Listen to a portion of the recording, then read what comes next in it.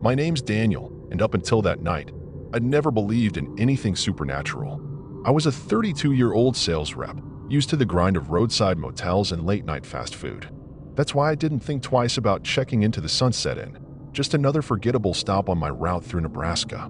The place smelled like stale air freshener and old carpet, but the bed was clean, and the Wi-Fi worked. I remember laughing at the framed painting above the dresser, a clown with this weird, off-kilter smile, like the artist had only heard a description of happiness secondhand. I fell asleep watching reruns of The Office, completely unaware that by 3 a.m., I'd be too terrified to even blink. I woke up abruptly, my skin prickling like someone had dragged a fingernail down my spine. The room was ice cold, even though I hadn't touched the AC. That's when I felt it, the weight of eyes on me. Not from inside the room. From the hallway. I forced myself to sit up, heart hammering, and crept to the door. The peephole was foggy, but the figure was unmistakable. A man, tall and gaunt, wearing a suit that looked decades out of style.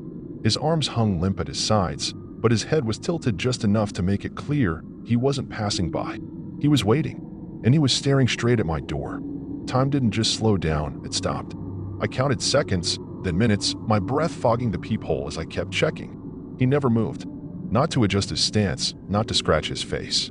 Nothing. His eyes were the worst part, wide and glassy, like a doll's, reflecting the flickering hallway light in a way that made them look hollow.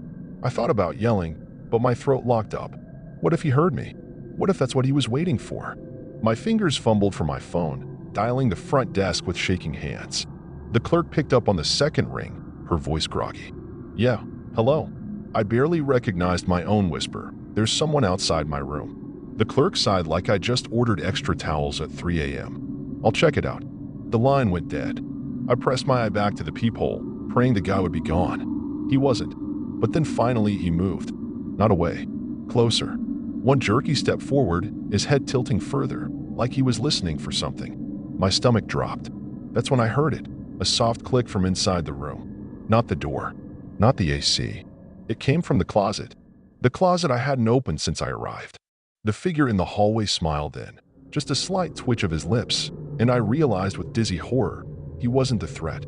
He was the distraction. I whipped around so fast I nearly slipped on the carpet.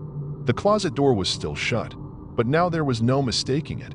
A faint, rhythmic scratching from inside, like nails dragging downward. My mind raced. Had someone been in there the whole time? The hallway guy was still there, his smile widening unnaturally, as if he knew what was happening.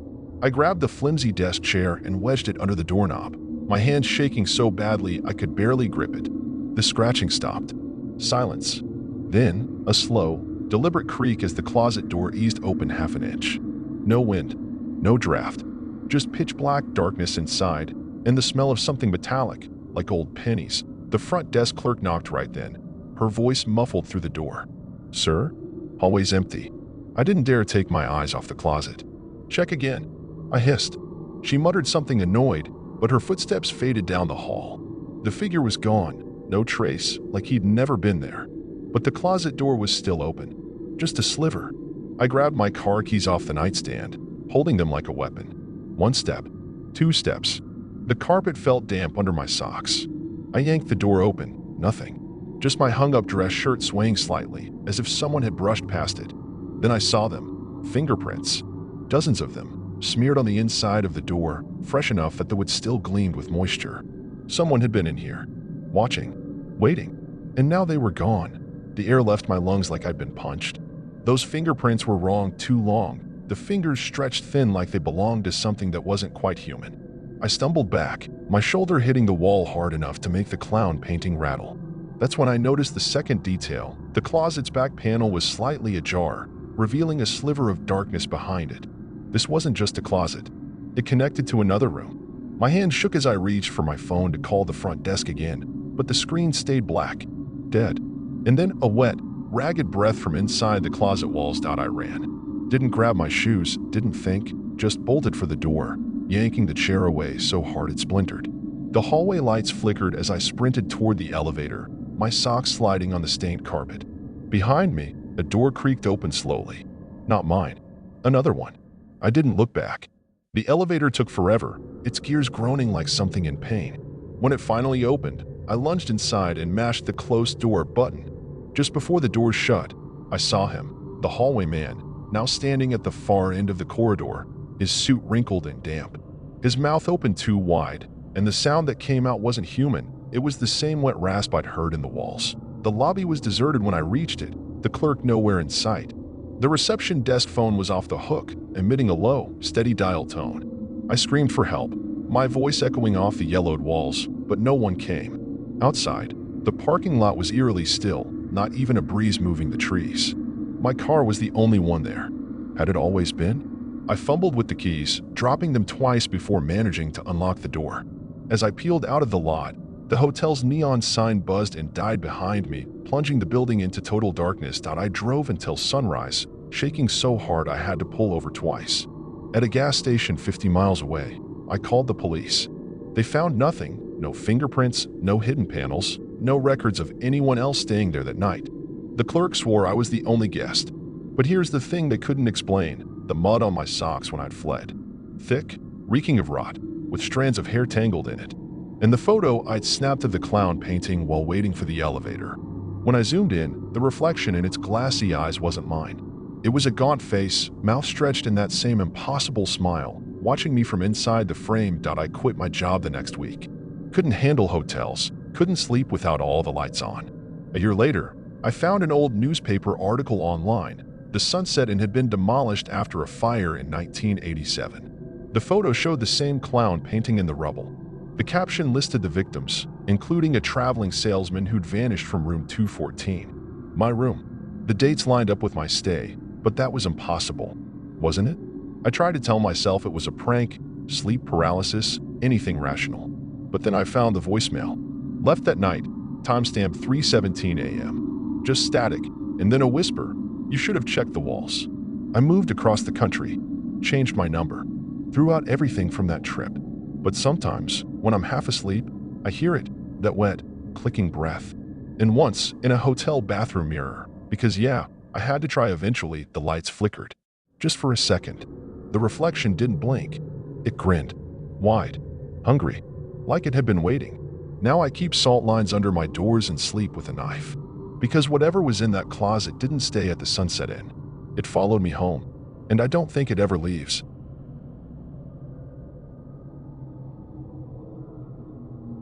I moved into apartment 3B of the Willow Ridge complex during my second year of university, mostly because it was the only place I could afford that wasn't a mold-infested shoebox. The building had this weird charm: old hardwood floors that creaked like they were alive, high ceilings with yellowed plaster cracks, and a lobby that always smelled like stale coffee and mothballs. My unit was on the 3rd floor, and the leasing agent made a point to say, "You'll have peace and quiet. No one's living above you. 4th floor's under renovation." At the time, I remember thinking, score. No stopping neighbors. The first few nights were fine. Just me, my textbooks, and the occasional sound of the elevator groaning like a tired old man. But then, around the second week, I started hearing it. Footsteps. Not the occasional creak you'd expect in an old building, no. These were deliberate. Slow, heavy steps pacing right above my bedroom. At first, I brushed it off. Construction guys, maybe. But the leasing office had said renovations wouldn't start until next month. Then came the dragging sounds, like furniture being shoved across the floor at 2 a.m., followed by whispers so faint I'd convince myself I'd imagined them. Until they'd start again. The worst part wasn't the noises. It was the feeling, this crawling sense that I wasn't just hearing things, but being watched. My kitchen window faced the back alley, and if I leaned over the sink just right, I could see straight into the apartment above mine. One night, after reheating some sad microwave ramen, I glanced up out of habit. That's when I saw him. A figure, tall and too still, standing in the dark of that supposedly empty apartment. Just staring down at me. I froze, noodles dangling from my fork. When I blinked, he was gone. I told myself it was a trick of the light. A shadow from the street lamp.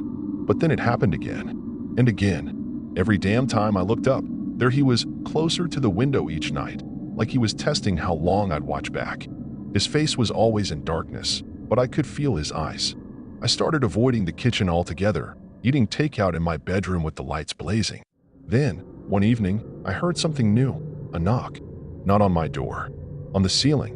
3 slow, deliberate raps, like someone was politely asking to come down. That's when I snapped. I had to see what was up there, The next morning, I marched up to the fourth floor, my heart hammering so hard I could feel it in my throat. The hallway up there was colder, the air thick with the smell of wet paint and something sour, like old meat left out too long. Apartment 4B's door was chained shut with a heavy padlock, just like the leasing office had said. But when I jiggled the handle, the door groaned open just enough to see inside. The chain wasn't connected to the wall. It was fake. A prop. That's when the real fear kicked in. Someone wanted it to look locked. I shoved the door wider, my phone flashlight shaking in my hand. The apartment was a nightmare. No renovation equipment, no drop cloths, just a stained mattress in the middle of the living room, surrounded by fast food wrappers and empty water bottles. And the smell, like sweat and something metallic. But none of that compared to the wall.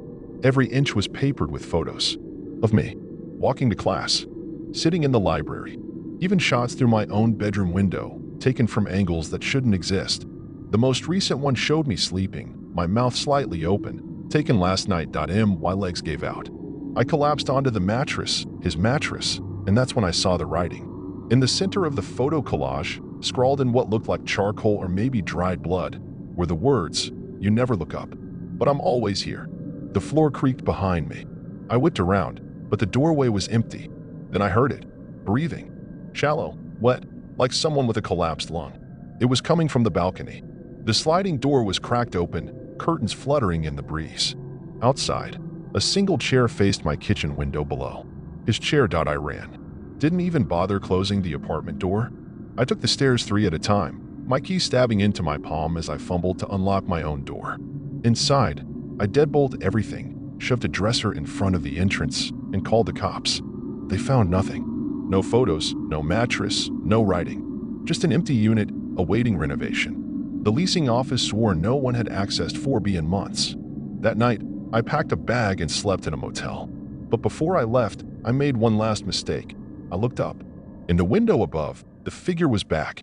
This time, he waved. I didn't return to the apartment for 3 days. Stayed at a friend's place, jumping at every floorboard creak, triple-checking every window. But I was a broke student. I couldn't afford to break my lease, and the cops had basically shrugged the whole thing off. So I went back, armed with a baseball bat and a Ring camera I'd maxed out my credit card to buy. The first night was silent. The second too. By the third, I started wondering if I'd hallucinated everything.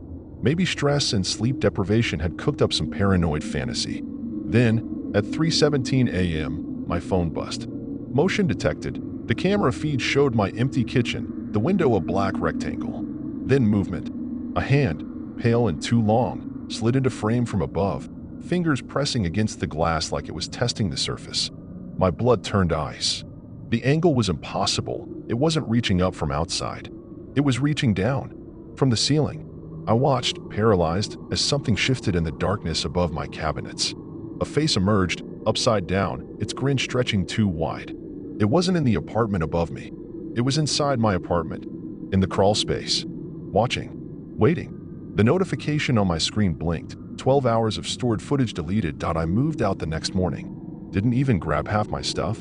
The leasing office kept my security deposit, and I didn't fight them, just handed over the keys like they were cursed.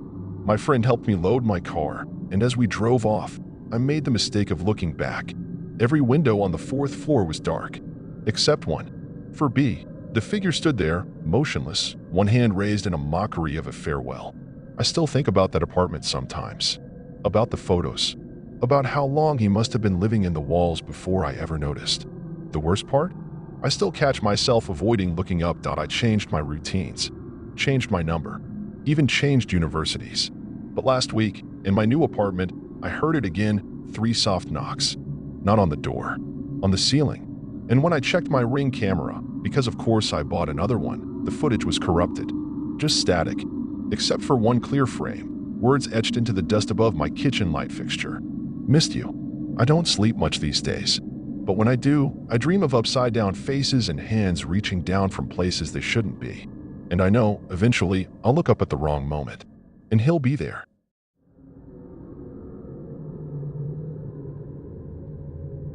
I moved to Greenvale in the middle of July, chasing a fresh start after a messy breakup. The house was cheap, too cheap, now that I think about it. But I didn't question it. My new street was quiet, almost eerily so, with rows of identical beige houses and trimmed lawns. The only thing that stood out was the house directly across from mine. Dark gray shutters, a cracked driveway, and a single upstairs window that always had its curtains half open. That's where I first saw him. A man, late 50s maybe, with thinning gray hair and hollow cheeks. He wasn't doing anything unusual, just standing there, staring. But here's the thing, he never stopped. Every time I glanced outside, morning or midnight, he was in that same spot, motionless, his eyes locked onto my house like it held some kind of answer. At first, I tried rationalizing it. Maybe he's just lonely, I thought. Or maybe he has dementia. But then I noticed the lights. His house was mostly dark, except for that one window where he stood. Then, around my third week there, I started seeing lights flicker in other rooms I knew were empty. The basement would glow for a few seconds, then go black. The kitchen light would turn on at 3 a.m., even though no one ever moved downstairs. I began timing it, writing it down like a crazy person. That's when I realized the lights only moved when I was looking. One night, I even caught the silhouette of someone, tall, too tall, standing in the hallway behind him. But when I blinked, it was gone, and the man at the window just smiled for the first time. Not a friendly smile. A recognition. By the fourth week, I stopped opening my curtains altogether. I'd peek through the gaps like some paranoid detective, my heart pounding every time. The man never left his post, not even during storms. I remember one night, thunder shaking my windows, rain slashing sideways. Lightning flashed, and for a split second, his entire house lit up. That's when I saw them. Figures in every window, all staring at me, their faces slack and colorless. I screamed, stumbling back, but when I looked again, just him. Alone. Still. Drenched rain sliding down the glass like the house itself was sweating. The next morning, I called the police. They humored me, checked the place out, and said the real shocker, no one lived there. The house had been empty for years. That's when I decided to confront whatever was happening. I marched across the street, my hands shaking so hard I dropped my keys twice. Up close, the house smelled like wet newspaper and something sour, rotten meat. Maybe. The porch creaked under my weight as I knocked.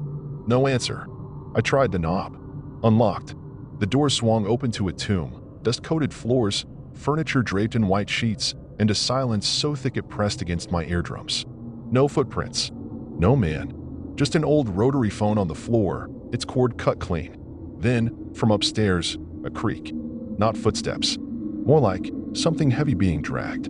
That's when my phone buzzed in my pocket. Unknown number. The message made my blood freeze. You watch me too, but only at night, when you're dreaming. I bolted out of that house so fast I nearly tripped over my own feet.